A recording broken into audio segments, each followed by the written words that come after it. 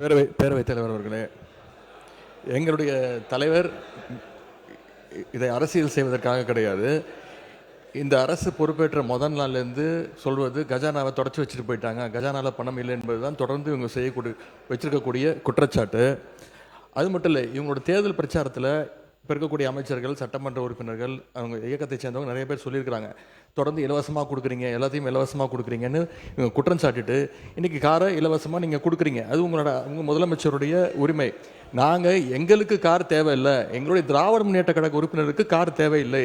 யார் யாருக்கு கார் வேணுமோ நீங்கள் வாங்கிக்கோங்க. எங்களுடைய வேண்டுகோள் என்னென்னா, வேட்புமனு தாக்கலில் நீங்கள் அஃபிடவிட்டில் ஃபைல் பண்ணியிருப்பீங்க, யார் யாருக்கு கார் இல்லை, எவ்வளோ சொத்து இருக்குது அப்படின்னு சொல்லியிருப்பீங்க. அதுக்கு தகுந்த மாதிரி அவங்களுடைய வசதி வாய்ப்புக்கு ஏற்ற மாதிரி கார் வாங்கி கொடுங்க என்பது தான் எங்களுடைய சஜஷன்.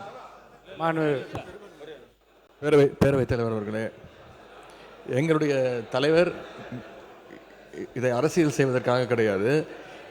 இந்த அரசு பொறுப்பேற்ற முதல் நாள்லேருந்து சொல்வது கஜானாவை தொடச்சி வச்சுட்டு போயிட்டாங்க, கஜானாவில் பணம் இல்லை என்பது தான் தொடர்ந்து இவங்க வச்சிருக்கக்கூடிய குற்றச்சாட்டு.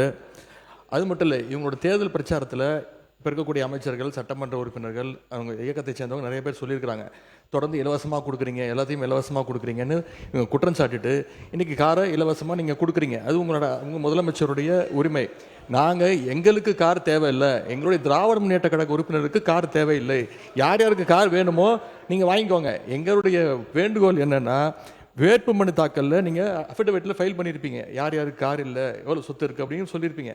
அதுக்கு தகுந்த மாதிரி அவங்களுடைய வசதி வாய்ப்புக்கு ஏற்ற மாதிரி கார் வாங்கி கொடுங்க என்பது தான் எங்களுடைய சஜஷன்.